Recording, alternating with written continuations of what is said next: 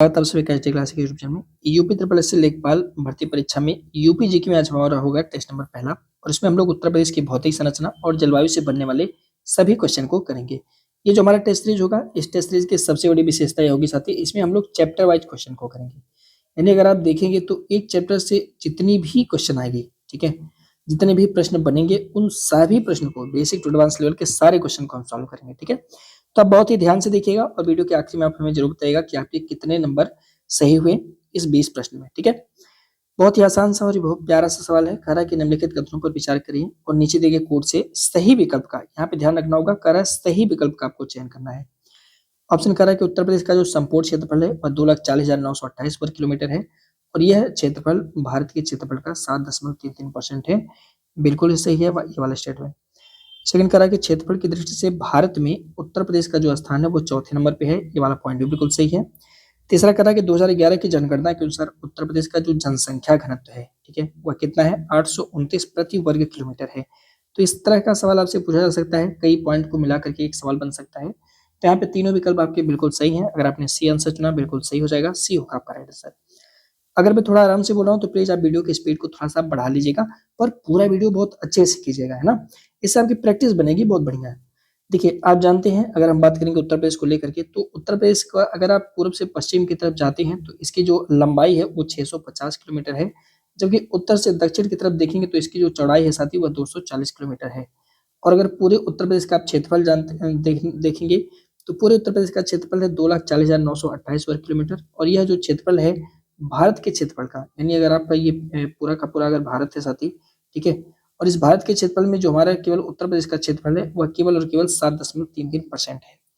क्षेत्रफल के अकॉर्डिंग देखेंगे तो हमारा जो उत्तर प्रदेश है वह भारत का चौथा सबसे बड़ा राज्य है। पहले ये सवाल बहुत पूछा जाता था, अब नहीं पूछता है, लेकिन चौथा सबसे बड़ा राज्य है। हाँ, अगर देगा क्रम से लगाने के लिए तो याद रखिएगा, राजस्थान सबसे बड़ा राज्य है भारत का, सेकंड नंबर पे मध्य प्रदेश, तीसरे नंबर पे महाराष्ट्र आता है।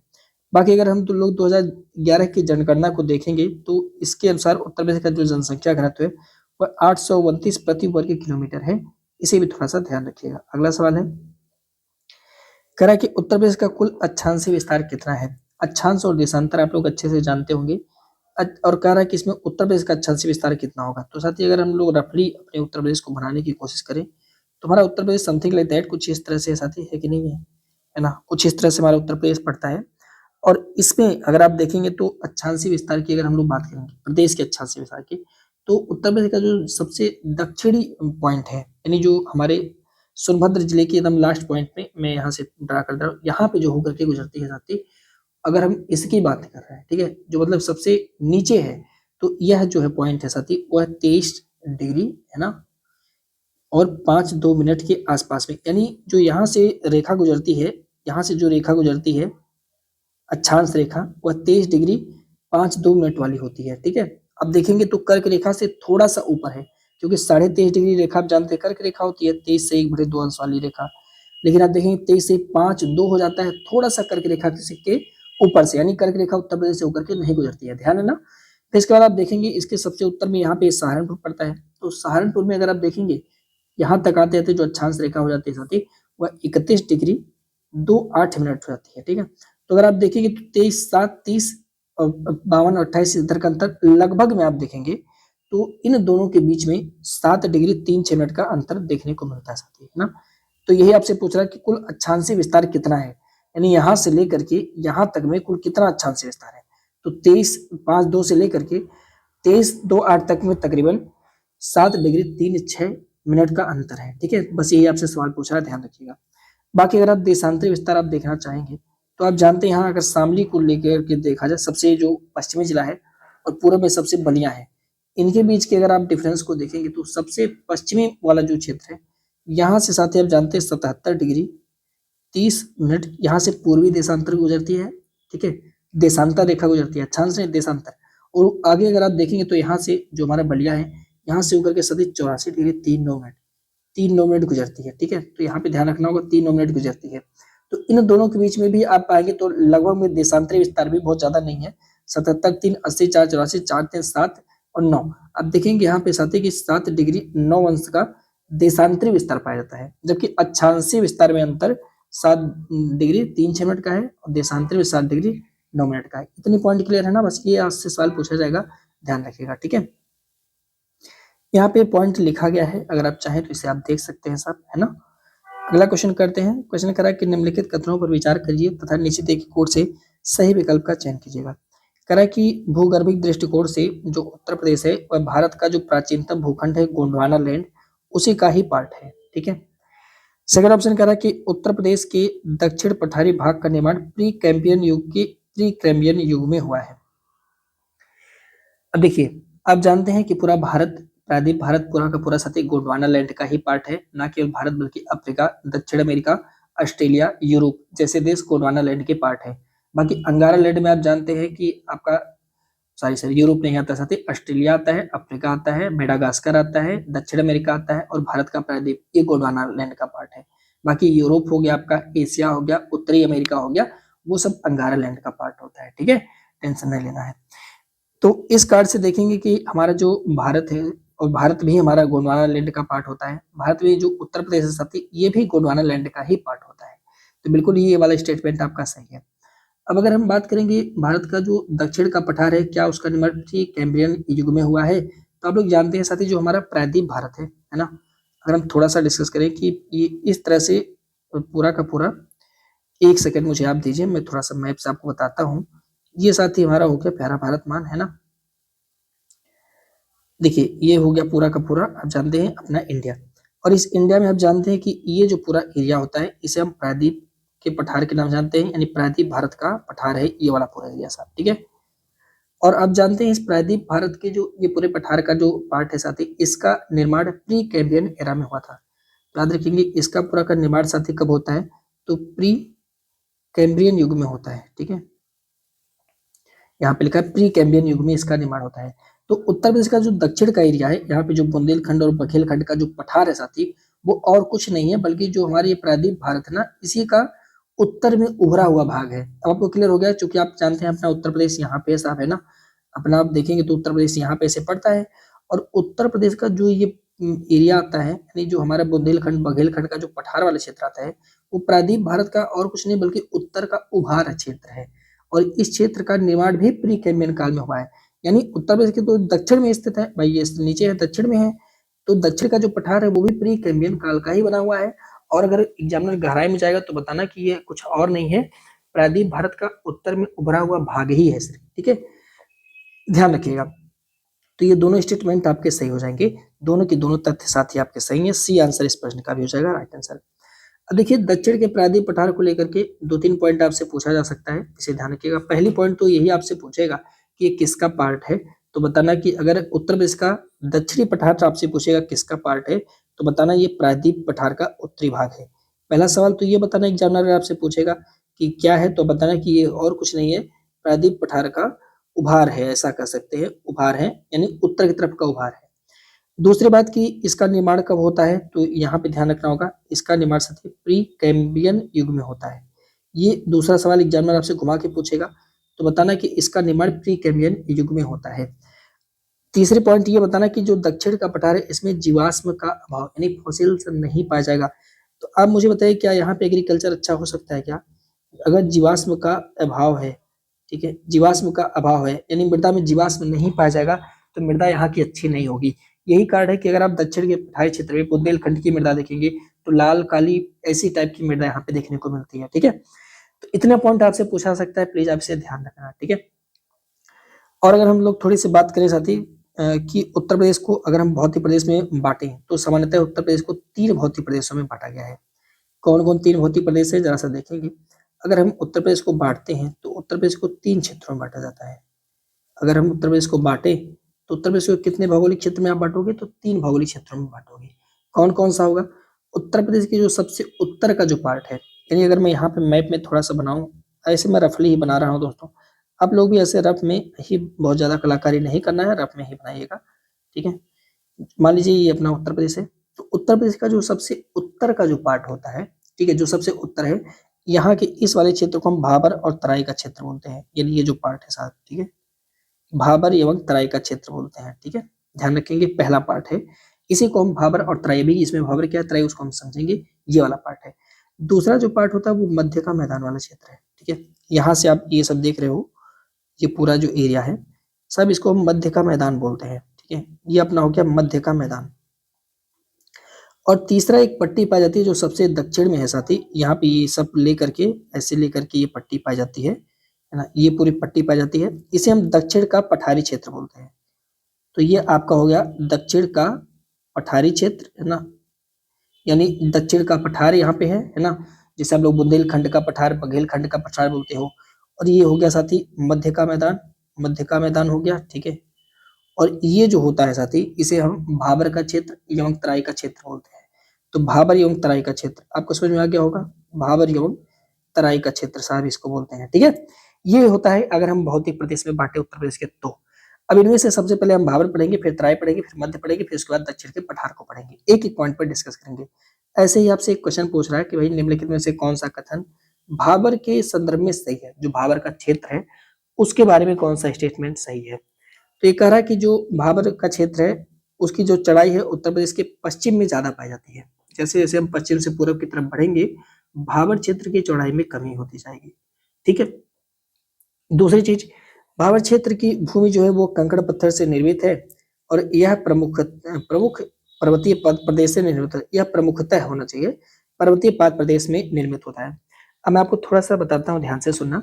जैसे मान लीजिए कि आप जानते हैं इस बात को साथ ही, ये हिमालय है और हिमालय में आप जानते हैं बड़ी बड़ी पहाड़ी चोटी मिलती है, तो ये हो गया आपका बृहद हिमालय, ठीक है। बृहद हिमालय से कोई नदी मान लीजिए निकलती है, यहाँ से एक नदी बेचारी चलती है और बृहद हिमालय के बाद ये नदी जो है यहाँ आती है, छोट थोड़ा सा कम कम ऊंचाई वाला नदी मिलता है आपका, ये हो गया आपका, आप देखेंगे तो लघु हिमालय, है ना, मध्य हिमालय जैसे आप लोग बोलते हो। फिर मध्य हिमालय के जैसे ही नीचे आप आते हो साथी ऐसे, तो भाई सबसे ऐसे घटती घटती आई है और इस तरह से आप पाओगे तो यहाँ पे शिवालिक हिमालय मिलेगा, ऐसे ही कुछ है ना। शिवालिक हिमालय के बाद भाई नदियां ऐसे आती हैं और ऐसे सन से बेचारी गिरती हैं और ऐसे नदियां आगे निकल जाती हैं, ठीक है। ध्यान से सुनिएगा, शिवालिक के बाद अब नदियां क्या करती है साथी कि ऊपर से आती है तो अपने साथ कंकड़ पत्थर मलबे लेकर आती है, सनन सनन यहाँ से ढाल मिलता है, यहाँ ला करके सब मलबा इकट्ठा करती जाती है, यानी अपने नीचे आप देखेंगे मलबा इकट्ठा कर देती है, तो यहाँ पे ला करके पूरा ऐसे इस वाले क्षेत्र में पूरा कंकड़ पत्थर से ऐसे जमा कर देती है।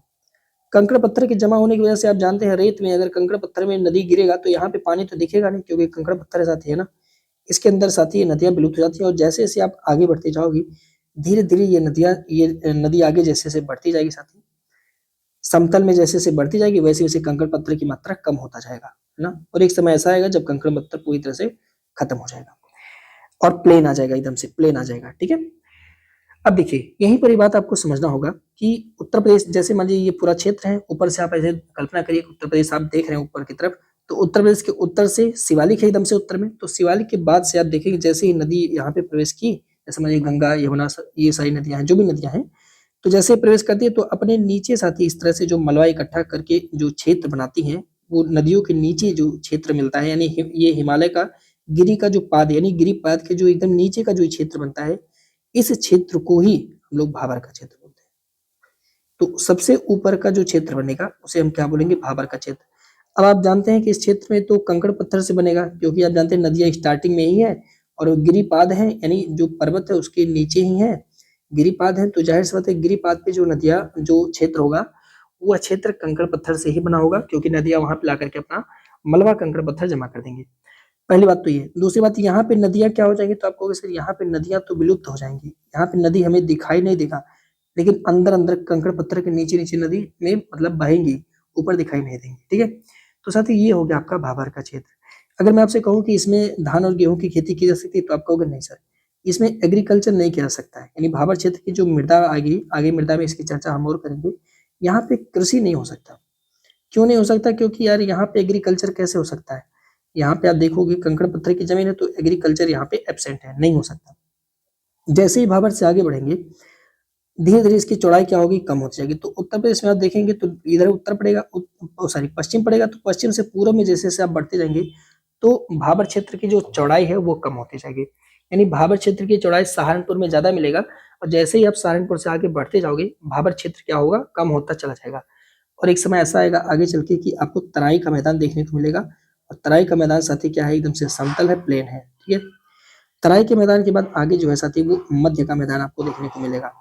आपने देखा था आगे चल के आपको मध्य का मैदान यहाँ पे से, ठीक है। तो ये दोनों के दोनों स्टेटमेंट, यानी आप देखेंगे स्टेटमेंट एक, स्टेटमेंट भी दो, दोनों के दोनों सही है। सही जवाब होगा आपका कौन सा, सी हो जाएगा राइट आंसर यहाँ पे, ठीक है। अब जरा सा देखिएगा, भाबर प्रदेश की बात करेंगे तो उत्तर प्रदेश का सबसे उत्तरी जो क्षेत्र होता है उसे हम लोग क्या बोलते हैं, भाबर का क्षेत्र बोलते हैं। और यह शिवालिक का गिरिपद है, जैसे मैंने आपसे बताया, कंकड़ पत्थर से बना हुआ। अगर इसका विस्तार आप देखेंगे तो सहारनपुर, उसके बाद आप बिजनौर, फिर उसके बाद पीलीभीत, शाहजहांपुर, लखीमपुर खीरी, यानी उत्तर प्रदेश के उत्तर में देखने को मिलता है, ठीक है। इसकी चौड़ाई की बात करेंगे तो पश्चिम में ज्यादा है। क्यों ज्यादा हुआ आपने देख लिया, सहारनपुर में इसकी चौड़ाई लगभग में 14 किलोमीटर के आसपास में है। जैसे जैसे पश्चिम से पूर्व की तरफ बढ़ेंगे, भाबर क्षेत्र की चौड़ाई आपको कम होता हुआ नजर आएगा। अब इस सवाल का जवाब तुरंत दे देंगे, निम्नलिखित में से कौन सा कथन भाबर क्षेत्र के संदर्भ में सही है।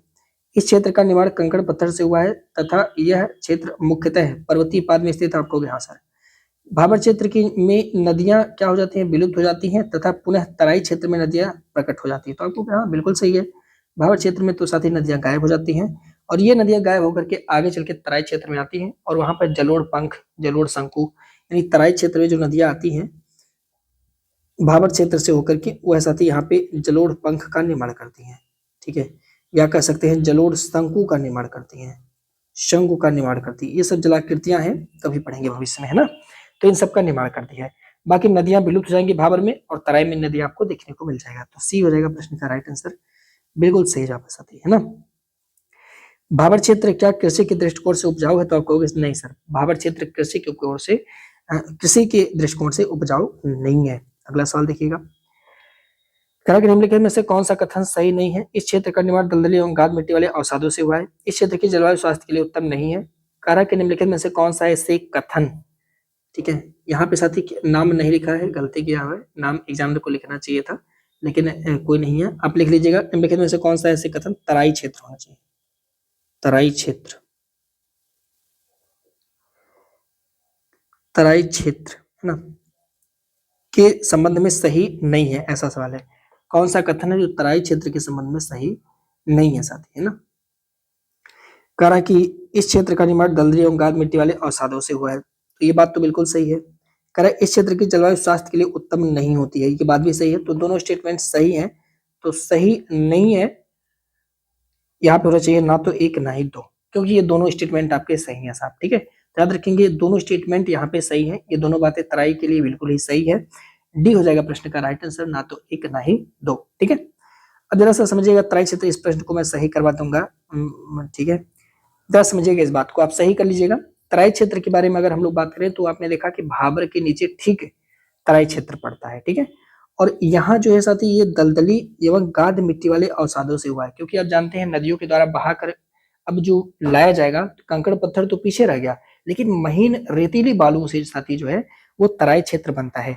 यानी तराई क्षेत्र का निर्माण आप देखेंगे तो महीन अवसादों से हुआ है।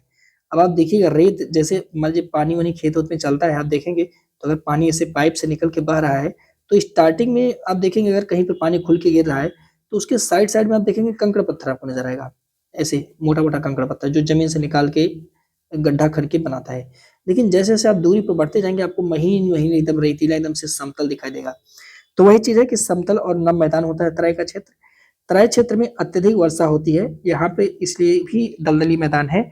और कृषि के दृष्टिकोण से साथ ही यह क्षेत्र उपजाऊ होता है, लेकिन स्वास्थ्य के लिए यह क्षेत्र लाभकारी नहीं होता है, यानी स्वास्थ्य के लिए यह क्षेत्र साथ ही हानिकारी होता है। यानी यहाँ की जलवायु स्वास्थ्य के लिए हानिकारक होता है। ये वाला स्टेटमेंट लोग नहीं पढ़ाते, लेकिन पेपर में जब आ जाएगा ना तब उसके बाद लोग पढ़ाना स्टार्ट कर देंगे इसको, है ना, ध्यान रखेंगे। अगला क्वेश्चन करते हैं, कह रहा है कि उत्तर प्रदेश का जो गंगा का मैदान है कि मुख्य रूप से डाट डाट से बना हुआ है। देखिए हमने 3 पार्ट में बांटा था, दूसरा जो क्षेत्र था साथी वह मध्य का मैदानी क्षेत्र था, ठीक है। अब जरा सा देखिएगा मध्य के मैदानी क्षेत्र को लेकर के कौन कौन से सवाल बनते हैं, ठीक। चलिए तो यहाँ पे कह रहा है कि जो गंगा का प्लेन है, जो ये गंगा का मैदान है, जिसे हम लोग गंगा यमुना का भी मैदान बोल सकते हैं साथी, है ना, उसके बारे में कह रहा है कौन सा स्टेटमेंट सही, माने कौन सा, सॉरी किससे वो चीज मिलकर के बना हुआ है साहब, ठीक है। तो याद रखेंगे कि गंगा और उसके सहायक नदियों के द्वारा जलोढ़ जमाव से बना हुआ है गंगा का मैदान क्षेत्र। अब समझिएगा इस पूरे स्टेटमेंट को साथी, है ना। देखिए आपने अभी पढ़ा कि ऊपर से आएंगे तो भाबर मिलेगा, उसके नीचे आएंगे साथी तराई मिलेगा और उसके नीचे आएंगे मध्य का मैदान मिलेगा। मैंने ऊपर आपसे इसलिए चर्चा कर रखा था पहले ही आप कुछ अगर बनाएंगे तो उत्तर प्रदेश अपना जो है साथी कुछ इस तरह से बनेगा, है ना। और उत्तर प्रदेश में आप देखेंगे तो ऊपर का जो ये पार्ट पूरा था भाबर और तराई का क्षेत्र, हम लोगों ने इसको अलग कर दिया, निकाल दिया, है ना। इसके नीचे आप देखेंगे उत्तर प्रदेश का तो ये मध्य का मैदानी क्षेत्र है, यानी यही वाला क्षेत्र है जिसे हम लोग गंगा यमुना का द्वार क्षेत्र भी बोलते हैं, क्योंकि यहाँ पे गंगा और यमुना नदियों के द्वारा बनाया गया है। ठीक है, ये है साथी मध्य का मैदानी क्षेत्र, जिसे आप लोग गंगा का क्षेत्र बोल सकते हो, या गंगा यमुना का क्षेत्र बोल सकते हो, या गंगा यमुना का द्वार बोल सकते हो। ठीक है, या फिर आप मैदानी क्षेत्र बोल सकते हो, जो भी आप चाहें इसे कह सकते हैं। ठीक है, इस क्षेत्र का निर्माण कैसे होता है, तो गंगा और उसकी जितनी सहायक नदियां हैं वो जो गाद लाती हैं, वो जो दलदली मृदा लेकर आती हैं, जिसे हम कॉप बोलते हैं, जलोढ़ मिट्टी बोलते हैं, वो लेकर आती हैं और इससे इस क्षेत्र का निर्माण होता है। यानी ये क्षेत्र जो है वो जलोढ़क है, जलोढ़ है। जब आपको मृदा पढ़ाएंगे तो उत्तर प्रदेश में सबसे ज्यादा जलोढ़ मिट्टी पाया जाता है, ध्यान रखेंगे। जलोढ़ को ही हम लोग क्या बोलते हैं, कॉप बोलते हैं। तो अगर आपसे कहीं कहे कि कॉप से बना हुआ है, तो मतलब वहां पे जलोढ़क से बना हुआ है इस क्षेत्र का निर्माण है, इसको ध्यान से समझना होगा। ठीक है, सुविधा के दृष्टिकोण से जो ये पूरा मैदान का क्षेत्र है, इसे 3 पार्ट में बांटा जाता है। ऊपर का जो पार्ट है साथी वो गंगा यमुना का ऊपरी भाग बोल देते हैं, सुविधा अपने लिए डिवाइड किए हुए हैं, तो ये ऊपर का जो पार्ट है इसे ऊपरी का मैदान बोलते हैं। जबकि मध्य का जो पार्ट है, यहाँ तक समझिए, ये पूरा मध्य का मैदान, और आगे का जो पार्ट है ये पूरा क्षेत्र, इसे हम पूर्व का मैदान के नाम से जानते हैं। पर हमारे लिए इतना जाना जरूरी नहीं है साहब। ठीक है, निर्माण कैसे हुआ, तो निर्माण वैसे हुआ, गंगा यमुना की जो सहायक नदियां हैं, जैसे मान लीजिए कि ये नदी है ना, बहुत चौड़ी है, बह रही है साथी, है ना। और बहते बहते ये नदी समय आते आते ये नदी साहब थोड़ी थोड़ी पतली हो जाएगी, है ना। पतली होकर के अपना गाद जो है साइड साइड में इकट्ठा कर देती है, और ये जो प्लेन सरफेस बनता है, इसी सरफेस से जो है साथी पूरा का पूरा क्षेत्र बना हुआ है। ठीक है, ऐसा इसमें बहुत ज्यादा दिन लगा होगा, एक दिन में ये काम नहीं हुआ होगा। ठीक है, अगला कह रहा कि ऊपरी गंगा का जो मैदानी क्षेत्र है, मैदानी कृषि जलवायु क्षेत्र के संदर्भ में निम्नलिखित कथनों पर विचार कीजिएगा। यह क्षेत्र केंद्रीय और पश्चिमी उत्तर प्रदेश में विस्तृत है। अब देखिए, कह रहा कि ऊपरी गंगा का जो मैदानी कृषि क्षेत्र है वो कहाँ पे पाया जाता है, कृषि जलवायु क्षेत्र है, तो भाई जाहिर सा उत्तर प्रदेश के केंद्र में भी है और थोड़ा सा पश्चिम में भी है, बिल्कुल है। ठीक है, इस क्षेत्र में सिंचाई गहनता 130% है से अधिक है, और कृषि गहनता 140% से अधिक है। इसका क्या मतलब होता है, इसका मतलब ये होता है कि एक ही सिंचाई से एक से अधिक फसल जो है यहाँ पे सिंचित किया जा सकता है। जैसे मान लीजिए कि अगर एक समय में सिंचाई करते हैं तो एक से अधिक फसल आप सिंचाई कर सकते हैं। जैसे मान लीजिए, मैं और एग्जांपल बता समझाता हूँ, जैसे गेहूं अगर आपको सींचना है तो इसके साथ आप जानते हैं हमारे यहाँ सरसों भी बो देते हैं, तो गेहूं और सरसों 2 फसल की सिंचाई हो सकती है। यही होता है, सिंचाई गहनता जहाँ पे ज्यादा होगा वहां पे परसेंटेज वैल्यू ज्यादा होगी। कृषि गहनता आप जानते हैं हमारे यहाँ अगर आप देखेंगे तो गेहूं बोते हैं, सरसों बोते हैं, साथ साथ में कई बार तो लोग गेहूं को काट करके तुरंत यहाँ पे गन्ना भी बो देते हैं, ऐसा।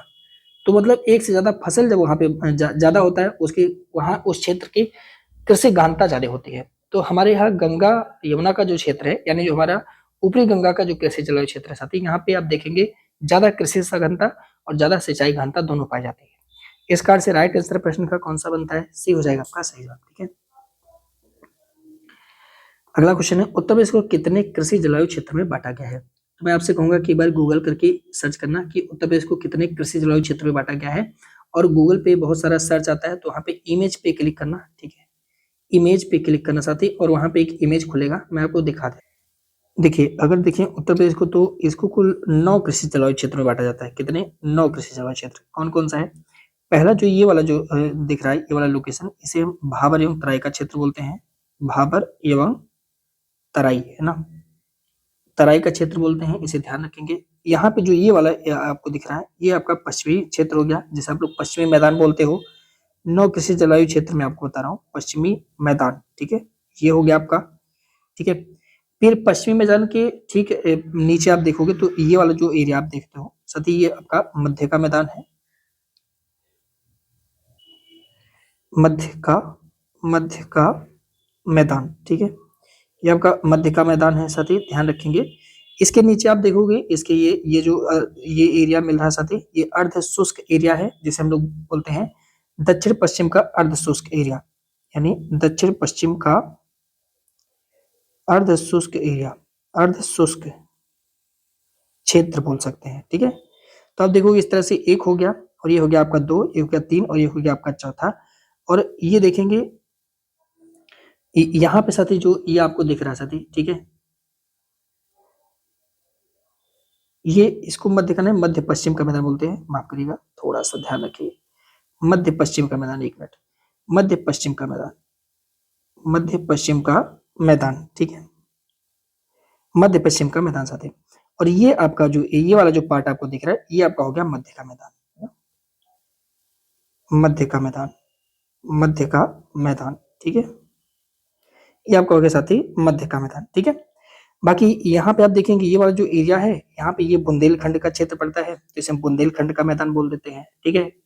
तो बुंदेलखंड क्षेत्र बोल दीजिए, बुंदेलखंड क्षेत्र, ये सब कृषि जलवायु क्षेत्र है, ध्यान रखिएगा, ठीक है। बाकी आप देखेंगे ये वाला जो ग्रीन वाला आपको दिख रहा है साथी, ये वाला क्षेत्र, ये बिंद का क्षेत्र या विंध्याचल का मैदान बोल दीजिए, या बिंद क्षेत्र ही इसको बोला जाता है, बिंद क्षेत्र, ठीक। फिर ये जो आप देखेंगे साथी, दो आपको मिलेगा, एक तो आपका ये उत्तर पूर्व का मैदान मिल जाएगा, उत्तर पूर्व का मैदान, उत्तर पूर्व का मैदान, ठीक है। और ये जो है साथी ये पूर्वी मैदान वाला पार्ट है, ये आप देखेंगे ये वाला एरिया, तो पूर्वी मैदान, पूर्वी मैदान। तो इस तरह से आप पाओगे ना उत्तर प्रदेश को कुल कितने कृषि जलवायु क्षेत्र में बांटा गया, तो 9 कृषि जलवायु क्षेत्र में। कौन कौन सा आप देख सकते हैं, भाबरतराई 1, और ये 2, 3, 4, 5, 6, 7, 8 और ये 9। तो एक बार प्लीज आप इस फिगर को, इसको पूरा स्क्रीनशॉट कर लीजिए, ताकि एक दो बार देखेंगे तो ये चीजें आपको ध्यान रहेंगी, क्योंकि यहाँ से बहुत सारे सवाल हम आपसे डिस्कस करने वाले हैं, ठीक है। तो क्या हो जाएगा इस प्रश्न का राइट आंसर, कितने कृषि जलवायु क्षेत्र बांटा गया, तो आप जवाब होगा आपका 9। कौन कौन सा है वो हमने देख लिया, और यहाँ पे उसका नाम लिखा है, अगर आप चाहें तो इसे नोट कर सकते हैं साहब, ठीक है। अगला सवाल, करा के निम्नलिखित कथनों पर विचार करिए तथा नीचे दिए गए कोड से सही विकल्प का चयन कीजिएगा। बांगड़ क्षेत्र, अब ये बांगड़ क्षेत्र क्या हो गया देखेंगे जरा सा, से तात्पर्य उस क्षेत्र से है जहां नदियों की बाढ़ का पानी नहीं पहुंच पाता है। खादर क्षेत्रों में नदियों द्वारा अधिक आवरण क्षय होने के कारण बीहड़ों का यानी रिवेंस का निर्माण होता है।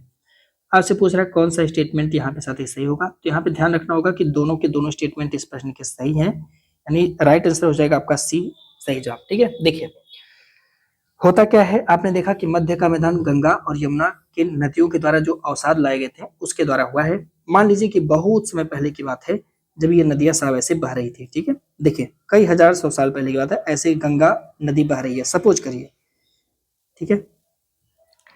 आप जानते हैं जब ये नदियां बहेंगी तो अपने साथ अवसाद लाएंगी, यानी मिट्टी कंकड़ कचरा पचरा ये सब लेकर आएंगी।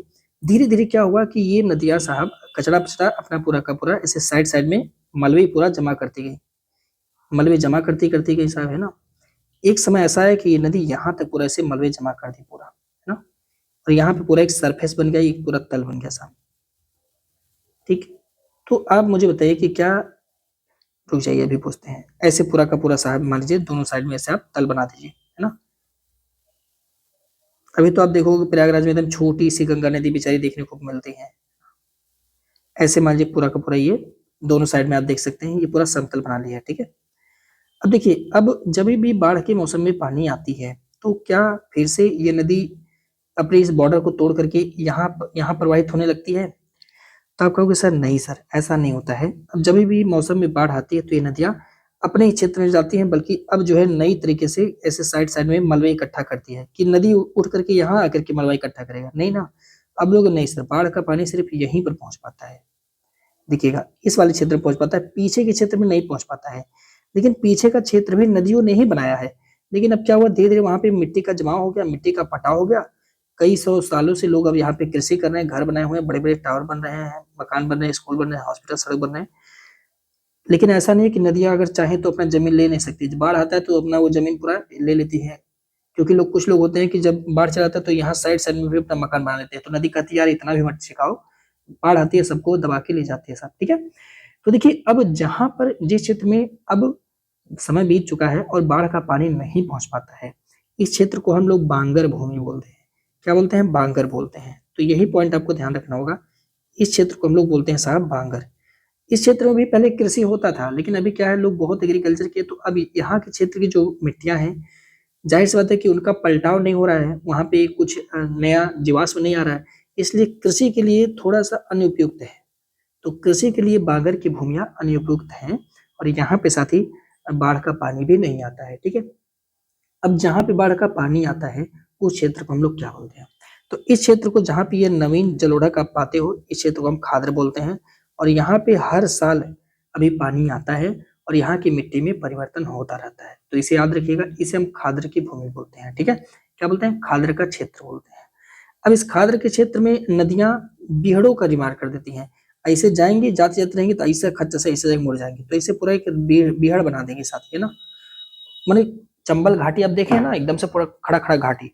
तो खाद्र क्षेत्र में नदियों के द्वारा बीहड़ का निर्माण किया जाता है, और जो बीहड़ होते हैं वो कृषि के लिए अनुपयुक्त होते हैं, यानी इसमें एग्रीकल्चर नहीं किया जा सकता है, ध्यान रखेंगे। ठीक है, हालांकि जो खादर की भूमि होती है वो उपजाऊ होती है, बहुत ज्यादा उपजाऊ होती है, क्योंकि मिट्टी यहाँ पे आती है और अपने साथ फॉसिल से जीवाश्म वगैरह लेकर आती है, बहा करके पानी लेकर के आता है, यानी मिट्टी की परत में परिवर्तन होता रहता है। तो ये बात थोड़ा सा आपको याद रखना होगा, किसके बारे में? खादर के बारे में। बाकी बांगर एकदम से बंजर होता है, मतलब वहां पे कम एग्रीकल्चर होता है। ठीक है, अब आप लोग बताइए आप कहाँ से हैं और आपके यहाँ कौन सी प्रकार की मृदा पाई जाती है? बांगर है, खादर है, तलछट है, मैंने सॉरी, कौन सी प्रकार की मृदा आपके यहाँ पाई जाती है? तो यही कहा रहा है कि नदियों के द्वारा जो निक्षेपित जो तलछट है या जो कॉप मिट्टी है, उसकी संरचना के आधार पे ना, जो गंगा का प्लेन आपने देखा था उसे हम दो पार्ट में बांटते हैं, तो बांगर का क्षेत्र है तो खादर का क्षेत्र। बांगर के क्षेत्र की विशेषता यह होती है कि नदियों के बाढ़ का पानी यहाँ पे नहीं पहुंच पाता, जबकि खादर के क्षेत्र की विशेषता देखेंगे तो यहाँ में बाढ़ का पानी प्रतिवर्ष आता रहता है और मिट्टी के परतों में परिवर्तन होता रहता है, जिसके कारण से यहाँ की मृदा कैसी होती है? ज्यादा उपजाऊ हो जाती है। ठीक है, इस क्षेत्र में नदियों के द्वारा अधिक आवरण क्षय होने के कारण से क्या होती है?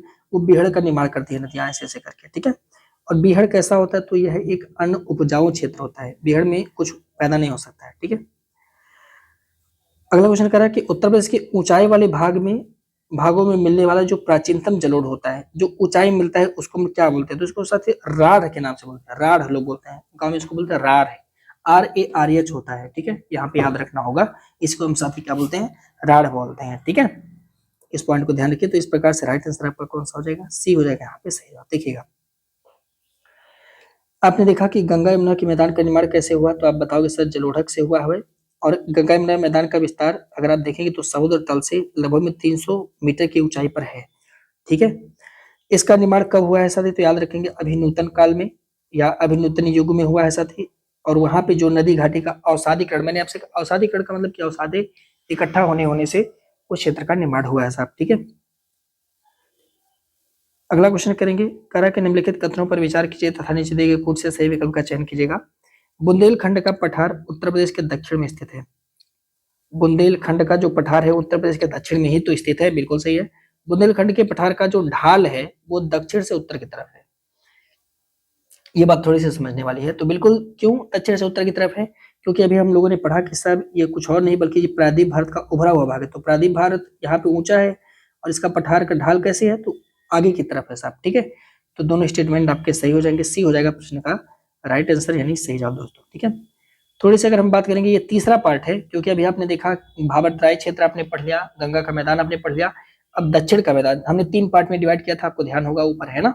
तो दक्षिण के मैदान के बारे में देख लीजिए, सॉरी दक्षिण का जो पठार है उसके बारे में देख लीजिए। तो कह रहा है कि उत्तर प्रदेश का जो पहाड़ी पठारी भूभाग है वास्तव में प्रायद्वीपीय भारत का यानी दक्कन के पठार का उत्तर का विस्तार है, ये बात सही है। और इसे हम लोग क्या बोलते हैं? बुंदेलखंड का पठार बोलते हैं। ठीक है, और बुंदेलखंड के पठार का ढलान कैसा है? तो दक्षिण से उत्तर की तरफ है साथी। बुंदेलखंड में ही कुछ पार्ट मिलता है क्या? बघेलखंड का। ठीक है, और आप जानते हैं सोनपुर और रामगढ़ की पहाड़ियां, ये दोनों के दोनों साथी बघेलखंड में स्थित है। और ये सवाल एग्जामिनर जब पूछता है तो लोग बुंदेलखंड मार के आते हैं, वाट लगा देते हैं क्वेश्चन का, ध्यान रखिएगा। तो ये यहाँ पे होना चाहिए साथी बघेलखंड। अगर आपसे पूछेगा कि रामगढ़ की पहाड़ियां स्थित है तो जवाब होगा आपका उत्तर प्रदेश के दक्षिण में, लोकेशन आपका होगा सोनभद्र। अगर कहेगा सोनपुर की पहाड़ियां तो भी आप बताना सोनपुर में है। ठीक है, और ये सब बघेलखंड में स्थित है साथी, है ना। अब देखिएगा सोनाकर की पहाड़ियां, ये मिर्जापुर और सोनभद्र की सीमा पर है सोनाकर की पहाड़ियां, और यह उत्तर प्रदेश का सबसे दक्षिण में स्थित मतलब पहाड़ है। तो सबसे दक्षिण में स्थित कौन सा पहाड़ है? तो आप बताना सोनाकर पहाड़ियां। ठीक है, ये सवाल पेपर में पूछा जा चुका है। कह रहा कि उत्तर प्रदेश का कौन सा क्षेत्र अद्यकल्प का प्राचीनतम शैल से निर्मित है? ये तो वही वाली सवाल हो गई, एक ही क्षेत्र है साहब, शिवालिक तो है नहीं, तो रोहेलखंड भी नहीं है, आपका बुंदेलखंड का जो क्षेत्र है वो अद्यकल्प में बना हुआ है, ये आपको पता है साथी, बहुत ही प्राचीन समय बना हुआ है। और बुंदेलखंड को ही जेजाभुक्त के नाम से जानते हैं। बुंदेलखंड का जो प्राचीन नाम है अगर आप देखेंगे तो सवाल ये भी पूछा गया कि किस क्षेत्र को जेजाभुक्ति के नाम से जाना जाता है, तो जवाब होगा आपका बुंदेलखंड, है ना। एक और क्वेश्चन पूछता है बुंदेलखंड इकोनॉमी जोन, बुंदेलखंड आर्थिक क्षेत्र उसमें साथ ही 7 जिले आते हैं उत्तर प्रदेश का, मैंने एक्सप्लेनेशन में लिखवाया था, ध्यान रखिएगा। सीधे आपसे पूछता है कि बुंदेलखंड आर्थिक क्षेत्र में कौन सा जिला शामिल नहीं है, तो याद रखेंगे चित्रकूट, बांदा, महोबा, हमीरपुर, जालौन, झांसी और ललितपुर, ये सभी के सभी जिले शामिल है बुंदेलखंड आर्थिक क्षेत्र में। जबकि शामिल नहीं है इसके बाद जो भी है, बस इतना ध्यान रखिएगा कि इसमें झांसी, ललितपुर, जालौन, हमीरपुर, महोबा, बांदा, चित्रकूट है। प्रयागराज, मिर्जापुर इसमें नहीं है, ध्यान रखना, नहीं तो कहानी गड़बड़ हो जाएगा। प्रयागराज, मिर्जापुर और सोनभद्र ये सब शामिल नहीं है, इसको ध्यान रखिए, ठीक है। बाकी ये 7 जिले बुंदेलखंड आर्थिक क्षेत्र में आते हैं साहब, ठीक है। अगला, निम्नलिखित में से कौन सा कथन सही है? दक्षिण के पहाड़ी पठारी क्षेत्र की भूमि कृषि के लिए उपयुक्त नहीं है। क्यों नहीं है वो आपने देखा, यहाँ पे मृदा वगैरह नहीं अच्छा पाया जाता। ढलान, अब देखेंगे आप लोग, ढलान दक्षिण से उत्तर की तरफ है, तो बहुत खास करके नदियों वगैरह के द्वारा सब कंकड़ पत्थर का जमीन है, पानी रुकेगा ही नहीं, है ना। अगला, प्रदेश के पहाड़ी पठारी क्षेत्र में ज्यादातर भाग में कैसी मिट्टी पाई जाती है? लाल मिट्टी पाई जाती है, जिसके में अरहर, सरसों, ज्वार जैसी फसलें यानी जो हमारी दलहन होती है वो बुंदेलखंड में होता है। मध्य प्रदेश में ज्यादा, आप जानते हैं दाल के प्रोडक्शन में मध्य प्रदेश भारत का सबसे नंबर 1 का जिला है। तो अगर आप कहेगा कि दालों के प्रोडक्शन में कौन सा राज्य सबसे ज्यादा प्रोडक्शन दालों का करता है, तो होगा आपका मध्य प्रदेश साथी, है ना। ये सभी स्टेटमेंट आपके सही है, डी हो जाएगा प्रश्न का राइट आंसर। अगर हम बात करेंगे उत्तर प्रदेश के दक्षिण के पठारी क्षेत्र के बारे में, तो याद रखिएगा कि यह जो है प्राचीन चट्टानों और नीच की चट्टानों से बना हुआ है, और यहाँ की भूमि कैसी है? कंकरीली और पथरीली है। यही कारण है कि कृषि के लिए अनुपयुक्तमान है, माने बहुत ज्यादा उपयोगी नहीं है। ज्यादातर क्षेत्र में लाल मिट्टी पाया जाता है। थोड़ा सा और पश्चिम में जाएंगे बुंदेलखंड के, तो वहां पे काली मृदा भी देखने को मिलती है, तो लाल मिट्टी ज्यादातर देखने को मिलता है, ठीक है। लाल मृदा में यहाँ पे साथ ही चना, अरहर, सरसों, ज्वार और गेहूं।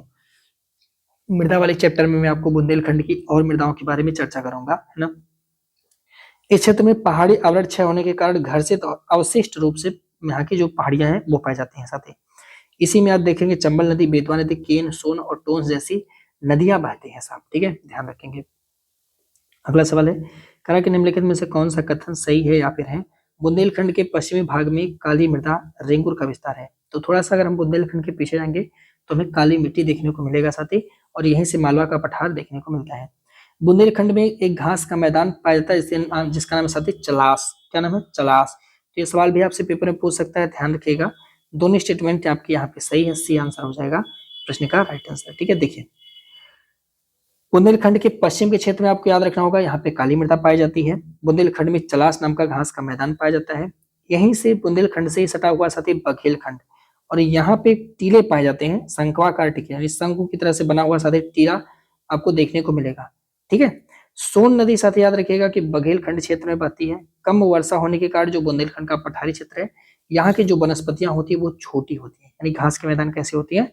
छोटे होते हैं, ठीक है। अगला, इस सवाल को लगाइए important, even though most important, है ना, क्योंकि यहाँ से सवाल आपसे पेपर में पूछेगा कि उत्तर प्रदेश की जलवायु किस प्रकार की जलवायु है। 2-3 प्रकार के सवाल आपसे यहाँ से बनेंगे, उस पर हम चर्चा करते हैं। तो ऐसे अगर नॉर्मली आपसे पूछेगा कि उत्तर प्रदेश की जलवायु किस प्रकार की जलवायु है, तो आपका जवाब होगा उष्णकटिबंधीय मानसून प्रकार। क्या जवाब होगा? उष्णकटिबंधीय मानसून प्रकार, यानी डी हो जाएगा प्रश्न का राइट आंसर। पहली बात तो ये। अब देखिए दूसरी बात आपसे क्या पूछेगा, सवाल पूछेगा कि बताओ कोपेन के अनुसार उत्तर प्रदेश की जलवायु कैसी है। तो कोपेन के अनुसार अगर आपसे ऐसे कहेगा कि कोपेन के अनुसार बताओ उत्तर प्रदेश की जलवायु कैसी है, तो बताना शुष्क शीत मानसून प्रकार की।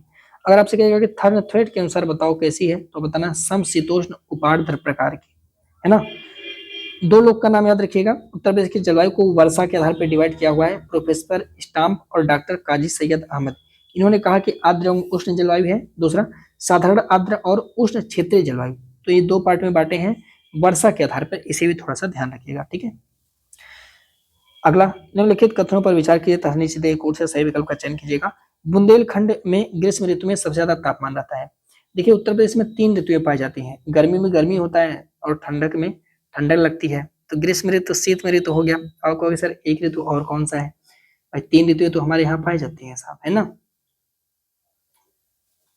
तो कौन कौन सी? ग्रीष्म ऋतु, वर्षा ऋतु, उसके बाद शीत ऋतु आ जाता है। जैसे अभी गर्मी आएगा, है ना, अब देखोगे तो गर्मी कब तक रहेगा? तो फरवरी लग गया, अब मार्च से लगा करके हमारे यहाँ मार्च में पूरी गर्मी पड़ेगी। अप्रैल, मई, जून, जुलाई में जाकर के कहीं कहीं थोड़ा थोड़ा बरसात स्टार्ट हो जाएगा, क्योंकि आप जानते हैं 15 दिनों के बाद। तो मार्च से जुलाई का समय उत्तर प्रदेश में कैसा रहेगा? तो बोलोगे सर ग्रीष्म ऋतु रहेगा, खूब गर्मी पड़ेगा यहाँ पे, है ना। फिर उसके बाद जून के बाद से माने जून से स्टार्ट हो जाता है, लेकिन आप देखेंगे जुलाई से लेकर के इधर का कब तक, तो सितंबर लास्ट तक, है ना, सितंबर या अक्टूबर कह सकते हैं, सितंबर या अक्टूबर तक ये हमारे यहाँ शीत ऋतु रहता है हमारे यहाँ, ठीक है। जुलाई मत कहना, अगस्त सितंबर अक्टूबर से लेकर के थोड़ा थोड़ा हल्का हल्का शीत पड़ने लगता है, शीत ऋतु रहता है साथी हमारे यहाँ, ठीक है। तो ये हो गया ग्रीष्म ऋतु, शीत ऋतु हो जाएगा, और ये साथी यहाँ पे वर्षा ऋतु स्टार्ट हो जाता है, ठीक है। इसी महीने में हमारे यहाँ वर्षा भी होता है। अब देखेंगे कि कह रहा कि ग्रीष्म ऋतु के बारे में आपको बताना है कि बुंदेलखंड में जब ग्रीष्म ऋतु चला होता है, यानी गर्मी का मौसम चला होता है, मई जून का समय है, तो टेम्परेचर सबसे ज्यादा होता है। क्यों ज्यादा होता है? क्योंकि अभी आपने देखा कि बुंदेलखंड क्षेत्र कर्क रेखा के बहुत पास है, और जो क्षेत्र कर्क रेखा के पास होगा वहां पे गर्मी ज्यादा होगा, इसीलिए दक्षिण में गर्मी ज्यादा होता है और उत्तर में गर्मी थोड़ा सा कम होता है, मैंने बहुत ज्यादा नहीं, क्योंकि 7 डिग्री का ही अंतर पाया जाता है, लेकिन थोड़ा सा कम होता है। प्रयागराज में ज्यादा गर्मी होगा, नेपाल में थोड़ा कम गर्मी होगा, ठीक है। तो ये वाली बात बिल्कुल सही है। उत्तर प्रदेश में ग्रीष्म ऋतु में सबसे अधिक गर्मी आगरा और झांसी में, ये दक्षिण में पड़ते हैं, झांसी आगरा ये सब दक्षिण का पार्ट है, यहाँ पे होता है साहब, ठीक है। ये वाला स्टेटमेंट भी आपका सही है, दोनों स्टेटमेंट प्रश्न के सही है, सी हो जाएगा राइट आंसर आपका, ठीक है। देखिए अगर हम बात करेंगे गर्मी को लेकर के, तो ऋतुओं के आधार पर प्रदेश की जलवायु को ग्रीष्म ऋतु, वर्षा ऋतु और शीत ऋतु में बांटा जाता है। बुंदेलखंड क्षेत्र में गर्मी के समय में सबसे ज्यादा गर्मी पड़ता है, क्यों? क्योंकि यह कर्क रेखा के पास है। सबसे ज्यादा गर्मी अगर आप देखेंगे तो वह आगरा और झांसी में मिलता है, और सबसे कम गर्मी अगर आप देखेंगे प्रदेश में तो वो बरेली में देखने को मिलता है। मई जून के महीने में हमें यहाँ जानते हैं तेजी से पश्चिम से एक हवा चलती है, जिसे हम लोग क्या बोलते हैं, लू बोलते हैं। गाँव में तो बोलते हैं कि उसमें चुड़ैल जा रही है नहीं, आपको याद होगा अगर गाँव से आप थोड़ा बिलोंग करते हैं तो, है ना, एकदम से पूरा ऐसा चलता कि पूछो मत। तो मई जून में हमारे यहाँ लू बहता है साथी, और इसमें धूल भरी आंधी आती है, पूरा एकदम सनानन सनानन, जिसे हम लोग क्या बोलते हैं साहब, लू बोलते हैं, ठीक है साहब। अगला, निम्नलिखित में से किसके कारण उत्तर प्रदेश में ठंड के मौसम में वर्षा होती है? ठंड के मौसम में वर्षा काहे होती है? कभी आप देखें इस टाइम वर्षा, अब तो नहीं होता है, पहले अगर दिसंबर के आसपास में वर्षा होती थी, अब नहीं होता, क्योंकि अब लोग खिलवाड़ कर रहे हैं मौसम के साथ, पेड़ पौधे काट रहे हैं। तो वर्षा होती है हमारे यहाँ शीत ऋतु में। देखिए वर्षा कैसे होता है समझिएगा। भूमध्य सागर, आप मैप में कभी देखिएगा, भूमध्य सागर से साथ ही पश्चिमी विक्षोभ नाम का एक हवा चलता है, और ये हवा चल करके आता है हमारे यहाँ हिमालय पर्वत से टकरा जाता है, तो इसकी एक शाखा ऐसे हमारे यहाँ उत्तर भारत में साथी ये वर्षा कराती है। तो पश्चिमी विक्षोभ से हमारे यहाँ वर्षा होती है, पश्चिमी विक्षोभ से हमारे यहाँ वर्षा होती है, और यहाँ से ये पानी कहाँ से लाता है, ये भूमध्य सागर से उठा करके पानी होता है। ज्योग्राफी वाले सेशन में मैं और डिटेल में पढ़ाऊंगा, आप टेंशन बिल्कुल मत लेना इस वाले पार्ट को, क्योंकि अब डायरेक्ट पढ़ा रहा हूँ, ज्योग्राफी में इसका पॉइंट आएगा तो वहां पे मैं आपसे डिस्कस कर लूंगा, ठीक है। पश्चिमी विक्षोभ है क्या? तो पश्चिमी विक्षोभ एक उष्ण कटिबंधीय तूफान होता है, जो कि भूमध्य सागर से साथ ही उड़ता है और हमारे यहाँ वर्षा कराता है। और आप जानते हैं उत्तर भारत में इस मतलब ठंडी के समय में कौन सा फसल होता है? तो साथ ही गेहूं फसल। तो गेहूं की फसल के लिए सबसे ज्यादा महत्वपूर्ण होता है कौन सी वर्षा? तो पश्चिमी विक्षोभ से होने वाली वर्षा हमारे यहाँ गेहूं की फसल के लिए महत्वपूर्ण होता है, ध्यान रखेंगे। अगला, तो कह रहा है कि उत्तर प्रदेश में शीत ऋतु में ठंडक के समय में वर्षा का प्रमुख कारण साथ पश्चिमी विक्षोभ होता है। पश्चिमी विक्षोभ एक उष्ण कटिबंधीय तूफान होता है, जो कि भूमध्य सागर से पानी लेकर आता है और हमारे उत्तर प्रदेश में उत्तरी क्षेत्र में वर्षा कराता है। गेहूं की फसल के लिए यह साथी जो है उपयोगी माना जाता है। अगला, निम्नलिखित कथनों पर विचार किए तथा कोड से सही विकल्प का चयन कीजिएगा। कह रहा है कि उत्तर प्रदेश में सबसे ज्यादा वर्षा दक्षिण पश्चिम मानसून की अरब सागरीय शाखा से होता है। कह रहा है कि उत्तर प्रदेश में सबसे ज्यादा वर्षा गोरखपुर में होता है। अब जरा सा समझिएगा इस पॉइंट को, क्या है और कहना क्या चाहता है। देखिए अगर हम बात करेंगे तो ये हो गया साथी भारत में, थोड़ा सा ऐसे मैप बना रहा हूं, है ना, ये हो गया मान लीजिए अपना भारत, ठीक है, सपोज कर लीजिए ये हो गया साथी आई फॉर इंडिया, ठीक है। और आप जानते हैं कि ये है आपका हिंद महासागर, है ना, यहाँ से साथी जो है मानसून चलता है, मई जून का महीना है, तो मानसून का एक शाखा ऐसे यहाँ से टकरा करके ऐसे आगे निकल जाता है।